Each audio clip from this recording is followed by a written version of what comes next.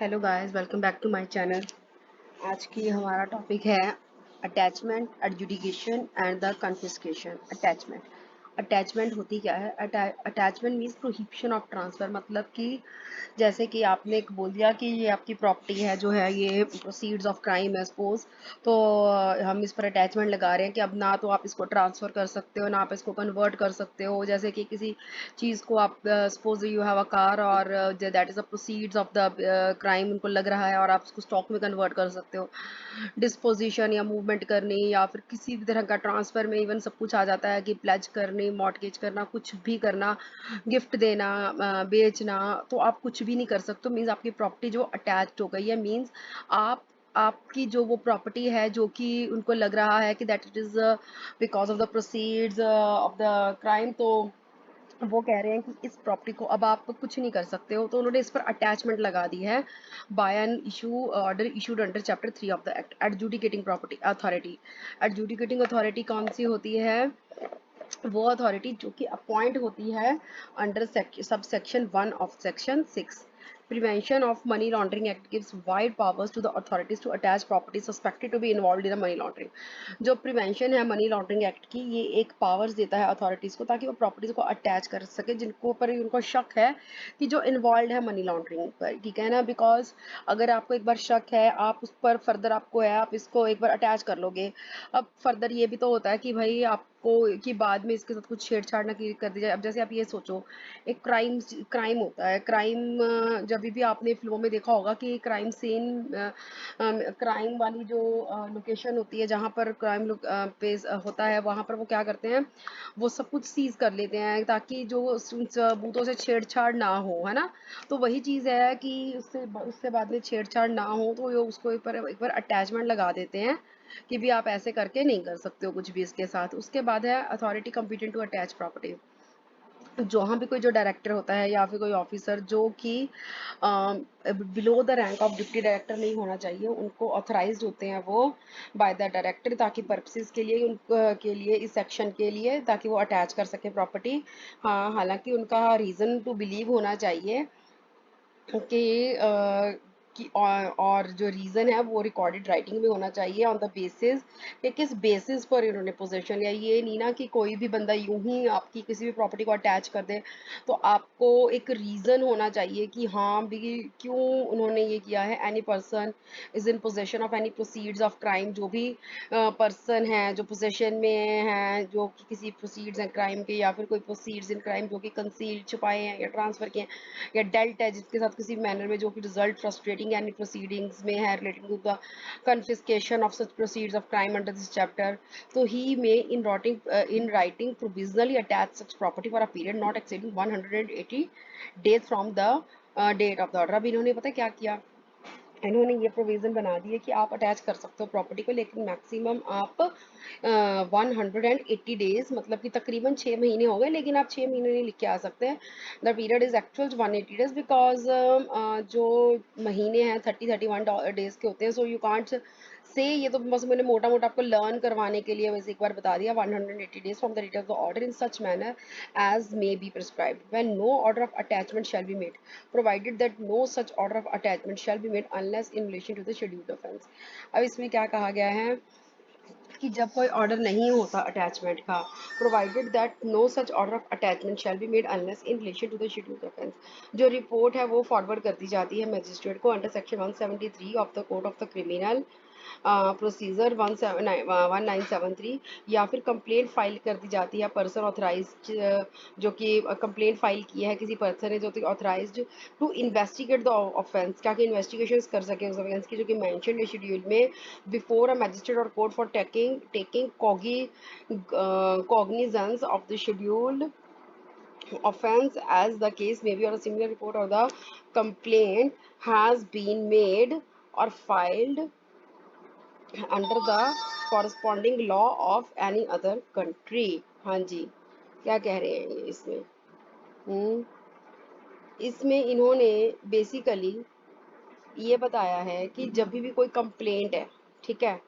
और वो कंप्लेंट जो फाइल करते हैं पर्सन जो कि ऑथराइज्ड हैं,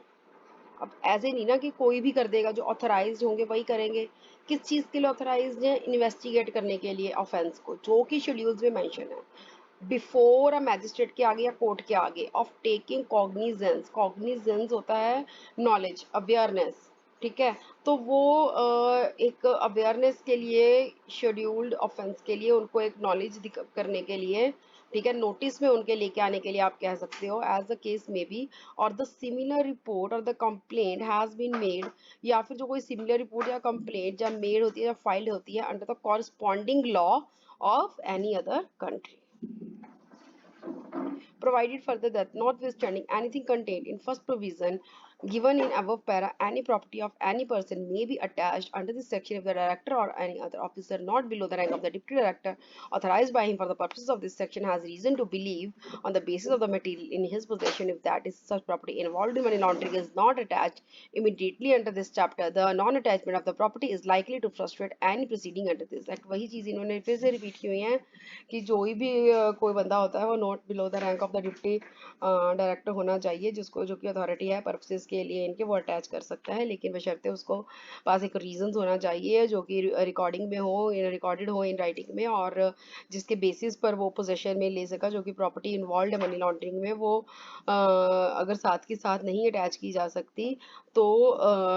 क्या करेंगे, that if such property involve in money laundering is not attach immediately under this chapter, then the non attachment of the property is like to frustrate the proceeding under this act. तो जो फिर उसकी non attachment है वो of course कहीं ना कहीं आगे जाके फ्रस्ट्रेट करेगी जो भी प्रोसीडिंग्स होती हैं आगे। तो provided that for the purpose of computing the period of the 180 days, the period under which the proceedings under this section is stayed by the high court, और ये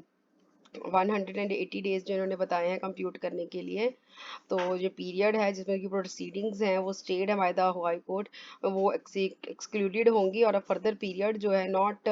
exceeding 30 days from the date of the vacation of such stay और order shall be counted, ठीक है। तो इसमें इन्होंने पहले तो हमको दे दिया पीरियड ऑफ 180 डेज, और फिर उसके बाद इन्होंने कह दिया कि जो पीरियड है ड्यूरिंग द प्रोसीडिंग्स वो स्टेड होगा बाय द हाई कोर्ट, और वो एक्सक्लूडेड हो जाएगा फर्दर पीरियड नॉट एक्सीडिंग, जो 30 days हो जाता है डिफिकेशन ऑफ सच, वो काउंट करेंगे हम, ठीक है। उसके बाद है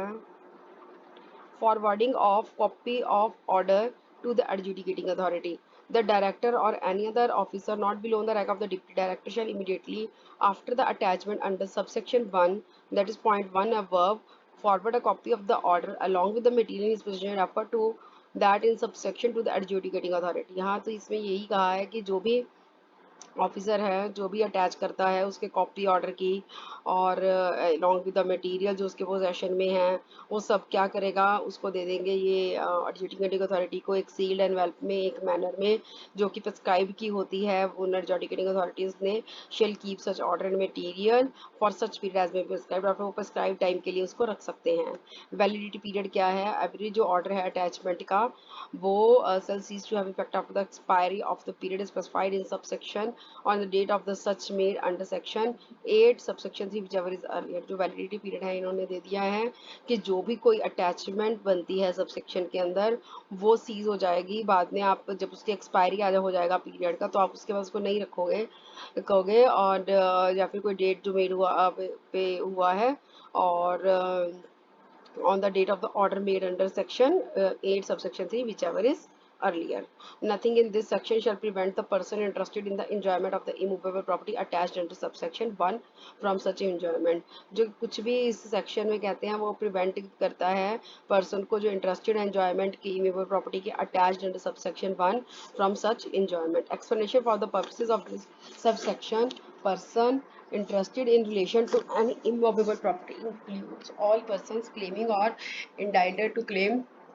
any interest in the property. कहते हैं इस सबसेक्शन के लिए जो पर्सन इंटरेस्टेड हैं जो कि in relation to any immovable property हैं वो ऑल पर्सन्स क्लेम कर सकते हैं entitled to are entitled to claim any interest in the property, ठीक है। उसके बाद आ जाता है जो डायरेक्टर हैं और एनी अदर ऑफिसर है वो प्रोविजनली अटैच करते हैं प्रॉपर्टी को अंडर सबसेक्शन 1 शैल विद इन 30 days from such attachment file करेंगे, कंप्लेंट स्टेट करेंगे फैक्ट्स उस अटैचमेंट के बिफोर द एडजुडिकेटिंग अथॉरिटी। उसके बाद आ जाता है adjudicating authority, composition, power etcetera. जो सेंट्रल गवर्नमेंट है वो क्या कर सकती है, अपॉइंट कर सकती है एडजुडिकेटिंग अथॉरिटी को to exercise jurisdiction, powers and authority conferred by or under this act. And adjudicating authority shall consist of a chairperson. उसमें adjudicating authority में क्या कौन कौन होता है, पहले तो वो अपॉइंट सेंट्रल गवर्नमेंट अपॉइंट करती है और एक्सरसाइज करने के लिए ये जुरिस्डिक्शन, पावर्स और अथॉरिटी। और उसके बाद इस जो एडजुडिकेटिंग अथॉरिटी होती है उसमें होता कौन कौन है, एक चेयरपर्सन और 2 अदर मेंबर्स होते हैं। और जो मेंबर होता है, each shall have person having experience, जो ईच वन मेंबर है उसमें हर एक में एक्सपीरियंस होना चाहिए, लॉ का, एडमिनिस्ट्रेशन का, फाइनेंस का, अकाउंटेंसी का। और जो adjudicating authority shall not be bound by the procedure laid down by the code of the civil procedure 1908। जो adjudicating authority है shall not be bound by the procedure, वो bound ही होनी चाहिए procedure जो laid down है by the code of the civil procedure, but shall be guided by the principles of natural justice, but उनको वो guide होने चाहिए principles of natural justice से and subject to the other provision of the act। The adjudicating authority shall have the powers to regulate its own procedure। तो जो adjudicating authority है उनके पास powers होते हैं रेगुलेट करने के अपना खुद का प्रोसीजर्स। वो किसी भी जो procedure by the code of the civil procedure है उससे वो बाउंड नहीं है और गाइड करते हैं वो प्रिंसिपल नेचुरल जस्टिस से, ठीक है ना। उसके बाद आ जाता है एडजुडिकेशन। इसमें क्या है इन्होंने देखते हैं सेक्शन 8 में, service of notice by the adjudicating authority on receipt of the complaint under section 5 subsection 5 or applications made under section 17(4) or section 18(10) if the adjudicating authority has reason to believe that any person has committed an offence under section 3 or is in possession of proceeds of crime, it may serve a notice of not less than 30 days on such person, calling upon him to indicate the sources of his income, earnings or assets out of which by means by which he has acquired the property attached under section 5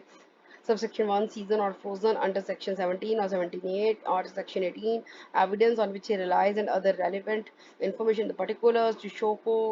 cause why all or any of such properties should not be declared to be the properties involved in the money laundering and confiscated by the central government। अब इसमें इन्होंने क्या दिया है, serving of notice bye adjudicating authority में ये कह रहे हैं कि जो एडजुडिकेटिंग अथॉरिटी है, जैसा कि आपको हेडिंग से पता चल रहा है कि जो नोटिस सर्व होगा उसके बारे में बताना चाह रहे हैं। अब ये कहते क्या होगा, सबसे पहले कंप्लेंट आएगी, आपने रिसिप्ट की कंप्लेंट, आपको अंडर सेक्शन 5 सबसेक्शन 5 कंप्लेंट आ गई, या फिर एप्लीकेशन मिल गई अंडर सेक्शन 17 सबसेक्शन 4 या फिर सेक्शन 18 सबसेक्शन 10। जो एडजुडिकेटिंग अथॉरिटी, अब ये तो नहीं ना किसी ने कुछ भी बोला तो आप उसके पीछे लग जाओगे आपके पास एक रीज़न होना चाहिए कि बिलीव करने के लिए कि जो एनी पर्सन जो उसने की जो कमेंट्स किया है, कमिटेड एन ऑफेंस, उसने कुछ ऑफेंस किया है अंडर सेक्शन 3 और वो पोजीशन में है प्रोसीड्स ऑफ क्राइम, उसने गड़बड़ की है हाँ, और उसके पास पोजेशन में है वो proceeds of the crime, it may serve a notice of not less than 30 days on such person, then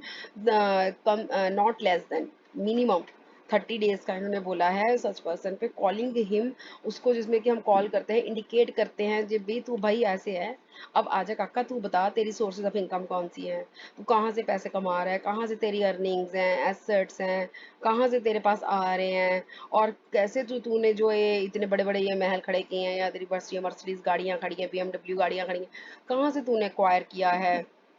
ठीक है ना। तो फिर सीज या फ्रोजन, उसके बाद सब होता है अंडर सेक्शन 17 और 18, evidence on which he relies, किस एविडेंस पे उन्होंने विश्वास किया, कोई रेलेवेंट इंफॉर्मेशन या particulars to show case by all and any of such particular should not be declare to the properties, कि भाई कि जो एनी उसकी प्रॉपर्टी ये डिक्लेयर नहीं होगी to the properties in all money laundering या फिर सीज नहीं होगी बाय सेंट्रल गवर्नमेंट, ठीक है ना। तो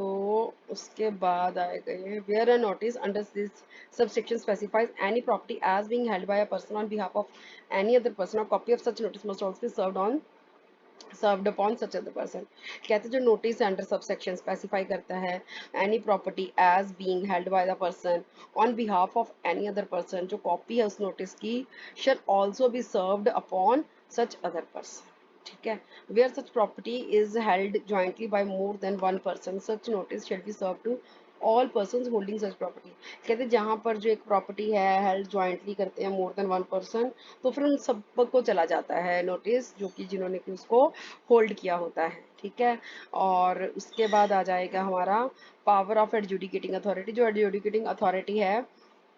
वो क्या करते हैं, कंसिडरिंग के बाद रिप्लाई का कोई भी जो नोटिस इशू होता है सब सेक्शन 1 में हेयर करते हैं एग्रीड पर्सन को, बिकॉज एक बार अगले की बात सुननी भी तो ज़रूरी है ना, डायरेक्टर को, जो एनी अदर ऑफिसर ऑथराइज्ड हुआ है उसके बिहाफ पर। फिर सब कुछ ध्यान में रखते हुए रेलेवेंट मटेरियल्स प्लेस करके record before him by an order, record a finding whether all और any of the properties referred in the notice under subject involve हैं कि नहीं है वो मनी लॉन्ड्रिंग में, ठीक है। अगर जो property claimed by the person other than the person to whom the notice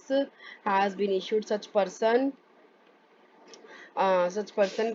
shall also given an opportunity of being here to prove that the property is not involved the, अगर जो property claim पाया person है उसको लगता है कि other than a person to whom the notice has been issued, वो भी अपॉर्चुनिटी दी जा सकती है उसको कि भी हाँ तो अपनी बात रख प्रूव कर कि जो प्रॉपर्टी है वो मनी लॉन्ड्रिंग में इन्वॉल्व नहीं है। Order of the adjudicating authority where the adjudicating authority decides under subsection 2 that any property is involved in money laundering, he shall by an order in writing confirm the attachment of the property under subsection 1 of the section 5 or retention of the property or record seized or the frozen under section 17 or the 18 and record a finding to that effect whereupon such attachment or retention or freezing of the seized or the frozen property or shall record। अब यहाँ पर ये कह रहे हैं कि जो adjudicating authority decide करती है सबसेक्शन 2 में कि कोई प्रॉपर्टी जो इन्वॉल्व मनी लॉन्ड्रिंग में, वो ही शेल और by an order in writing confirm करेंगे अटैचमेंट उस प्रॉपर्टी की अंडर सबसेक्शन 1 जो कि सेक्शन 5 का है, और रिटेंशन करेंगे उस प्रॉपर्टी के, रिकॉर्ड करेंगे सीज जब फ्रोजन अंडर सेक्शन 17 और 18, और रिकॉर्ड करेंगे a finding to that effect where upon such attachment or retention or freezing of the seized or the frozen property or record shall continue during the investigation or period not exceeding 90 days or the pendency of the proceedings related to any office under this act before a court or under the corresponding law or any other country before the competent court of the criminal jurisdiction outside India as the case may be, है ना, या became final after the order of the confiscation is passed under subsection 5 or subsection 7 of section 8 or in section 58B or subsection 2A of section 60 by the special court। क्या दिया है इन्होंने इसमें, अब ये कह रहे हैं कि जो ऑर्डर है एडजुडिकेटिंग अथॉरिटी का, ठीक है, वो जहाँ पर एडजुडिकेटिंग जो अथॉरिटी है वो डिसाइड कर लेती है कि भाई जो प्रॉपर्टी है ना ये इन्वॉल्व है, तो वो ऑर्डर करेंगे, राइट करेंगे, कंफर्म करेंगे अटैचमेंट प्रॉपर्टी की। अच्छा, अब ये क्या करेंगे, रिकॉर्ड करेंगे फाइंडिंग टू दैट इफेक्ट। यहाँ पर जो अटैचमेंट है और जो रिटेंशन जब फ्रीज कर रहे हैं वो सीज कर रहे हैं वो कंटिन्यू होगी during investigation for a period not exceeding 90 days. जो वो कंटिन्यू कब तक कर सकते हैं, मैक्सिमम 90 डेज के लिए, या फिर कोई अगर पेंडेंसी है, कोई पेंडिंग पड़ी है आपकी प्रोसीडिंग्स उस ऑफेंस से रिलेटेड है जो जहाँ तक, ठीक है। और उसके बाद है before the competent court of the criminal jurisdiction outside India, अगर जैसा भी केस होगा उसके हिसाब से। become final after an order of confiscation is passed under subsection 5। become final जब उसका जो ऑर्डर है कन्फिस्केशन का वो पास हो जाता है by the special court। आगे है हमारा in case of confirmation of the provisional order where the provisional order of attachment made under section 5 1 has been confirmed under subsection 3 the director or any other officer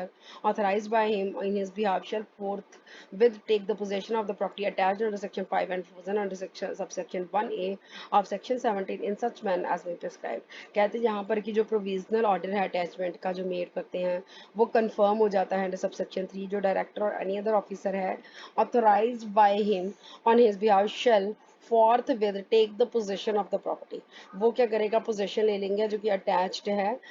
जो भी manner prescribed है उसमें, और provided that it is not practicable to take possession of a property frozen under sub section 1 of the section 17 the order of the confiscation is of the same effect as if the property had been taken possession of।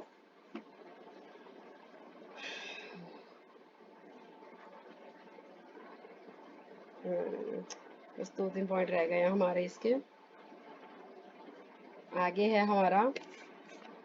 Power of the special court. where on conclusion of a trial of an offence under this act the special court finds that the offence of the money laundering has been committed. अब जो special court है उसको पता चल गया भी हाँ इसने तो गड़बड़ की है, मनी लॉन्ड्रिंग की है. It shall order that such order involving money laundering which has been used for commission of the offence of the money shall stand confiscated to the central government. तो ये क्या करेंगे कि जो प्रॉपर्टी इन्वॉल्व है money laundering के विच जो कि यूज हुई है कमीशन के ऑफेंस में वो offence of the money laundering वो उसको वो कन्फिस्टिकेट कर देंगे to the central government.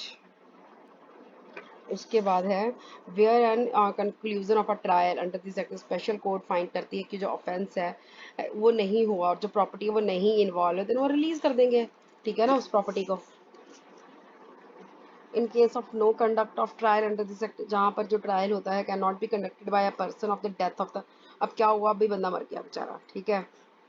Death of the accuser, excuse being declared a proclaimed offender or any other reason have commenced and but could not be concluded. Special court क्या करेगी application moved by the director. जब person जो claim करेंगे ना कि मैं हूँ इसका